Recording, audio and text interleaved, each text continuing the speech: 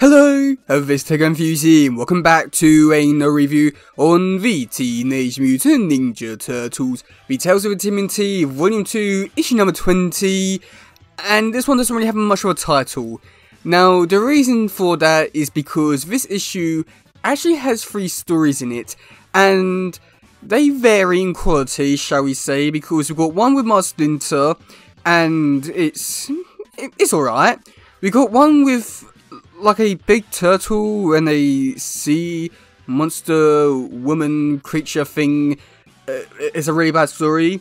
And then we've got a story called Rippling, and that's dealing with turtles seeing different things, and it's actually a pretty interesting story. So yeah. Okay, so with the first story, it's called, I think it's The Cure or The Gore. I'm not too sure, just because with the way that the font is on the page, it's not, it's really unsure. But either way, this story is dealing with a big turtle, a sea monster woman thing creature, and I won't lie, this story was really bad. This story doesn't have any sort of story or text throughout it, and I'll just skip through this one really quickly. So yeah, I don't really have the best memory of this story, even though I read it like a few minutes ago, but by God, this one was just so boring. So, like, if I remember correctly, something about this story was basically the creature and the turtle, they're going through the water, or the beach or something, and when the woman has a kid, yeah, and then they still travel. To be honest, I don't really know why this story is in here, just because this one's supposed to be about Leonardo telling us stories about different creatures, and yet he was nowhere to be seen. And I honestly don't remember a single thing about this story, and I think it's got to be one of the worst ones which they made, but I think it might be better if I actually remembered a lot more about it, but yeah, what happened in that story? Okay, moving on to the trophy. Now, this one was a weird one, not really because of what the story was, but because of some of the things that happened in the story. So first of all, we do get to see Mark Splinter, he's meditating, and it's weird. So the thing is, we don't know where like Mark Splinter is. We know that he's in a mountain and then he goes down to the woods, but we don't know what country he's in. I mean, it seems like, that's giving me like, it's kind of like Japan or like China kind of vibes, but at the same time, I don't think so. But then it's made even weirder, because Mark Splinter is wearing a tracksuit. Why is he wearing a tracksuit? That's the only question I've got about it. They don't explain it, they never bring up again, he's just wearing it, and it's weird. But other than that, we do get to see Mark Splinter, he's meditating, he goes down to the woods, and we do get to see this deer's been shot by this man.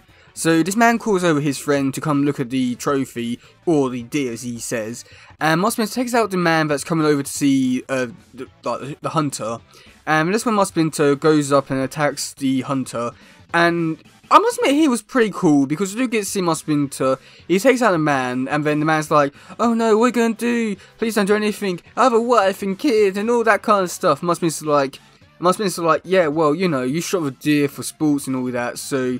And it's like, you know, I stopped you and I could kill you for sports and stuff like that. And then he goes on to explain basically like the deer had like a wife and a kid and all that, which I thought was pretty interesting. But also at the same time, it's like one of those kind of stories where like we've seen like a million times before in like different like versions of Turtles, and also in like so many different other comic books, whether it be Marvel, DC or anything else like that. So it's like one of those kind of stories where it's like, it was okay, but it's one that we've seen like so many times before, to the point where like now I feel like this kind of story doesn't really have much of like a meaning or effect on me anymore. It's just like, so what? But I wish I could. I wish I could be different about it. But I just read that like those kind of stories so many times, it doesn't really have much of an effect on me. So that's a bit disappointing. Now, the Rippling is an interesting one. So we do get to see the turtles, they're out swimming, and first of all, I quickly want to talk about the artists straight away. So this one, because all 3 of them have different artists, which I must admit I do find it pretty interesting and really cool to really give it more of just, you know, different stories, which I do like. But this story in particular, or like this artist in particular, was one which I was like, I feel like I've seen the artwork before, but I wasn't entirely too sure. but it was with a few of the Turtles' heads and how this artist drew them. It's just like, oh my god, I know who that artist is. And the artist who drew this one is the one who drew the artwork for the prequel for the TMNT movie for issue number 1, which dealt with Raphael and him becoming the Night Watcher. And it's just like, oh my god, I can't believe this is happening. And yeah, his artwork really brought it up for me, and I feel like, yeah, this whole issue was just amazing, especially like this story, and especially his artwork. But either way, getting back to it, we do get to see the Turtles out on the lake. They're just, I don't know what, I mean, they're like canoeing. There's not really too much to it, they don't really explain it. But I do get to see Michelangelo. He jumps down into the water because he's seen this like glowing item, and when he touches it, he goes into this like land with like so many different turtles and stuff like that. And all the other turtles are really confused and really concerned for him because he's been down underwater for 5 minutes. So the turtles go down there and get Mikey back up. But Raph touches the item, and that's when he sees like so many different skulls across the like ocean floor. He comes back up, and that's when he encounters a shark, and he has to swim away from that. And that's when he realizes, oh yeah, it's just like illusions and stuff like that. So it wasn't really real.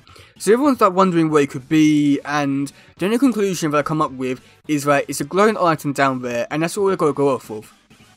So that's when Leonardo goes down there, and he sees this like the glowing item, and he thinks that it's a helmet. And the item is telling him basically, oh, there's going to be so many like death and destruction and stuff like that. So then Leonardo has the bright idea to destroy it. So he swims back up and he says, yeah, I destroyed it. And then they move on as if nothing's happened. So I must admit, a little bit disappointing. But I do get to see a little bit of like an ending where we do get to see that this item has mysteriously went over to a different country, and this person went down to get it, and he's like basically he wanted to like do like fishing so that he can provide for his family. But when he touches the glowing item, it turns into a cross, and there's so many different fishes there. It's a bit confusing. But yeah, I think that overall, I feel like that story was probably the best one. I feel like there's a lot of stuff in there to be like, well, what is it? I do like the mystery behind all of it, and I do think that like so much about it is just like, oh, what is it? And I do feel like this kind of story works really well for like the Tales of TMNT, for like, you know, like, just like a lot of mysteries and like one-off type things. And I feel like this kind of stuff works really well for Tales of TMNT, and it's stuff which I would like them like see them do a lot more of, just because I feel like this is like so interesting, like do like one of like mysteries that they'll get like see ever again. I think it's just so great and interesting and amazing. But yeah, I mean, overall, I feel like this issue, it has some good moments, it has a bad story, but overall it's decent enough, I want to say. I mean, I feel like the Cure of Gore, whatever it's called, is the worst one they've done so far, and yeah, I'm not really a big fan of that one. The Trophy was an okay story, but I feel like because I've seen that story done so many times before, it has no meaning or effect on me anymore, so I wish I could say like more positive things about it, but because I've already like seen those stories be like told before, it's like, okay. But I feel like the Rippling is just like an interesting one, which I really hope they do a lot more stories like this one. But yeah, that's gonna be it for today, guys. Let me know in the comment section below, what do you think about it? Do you like this issue? Do you not? And yeah, that's gonna be it for today, guys. If you awesome, please share, let's just grab on stuff. Goodbye, yo, bye.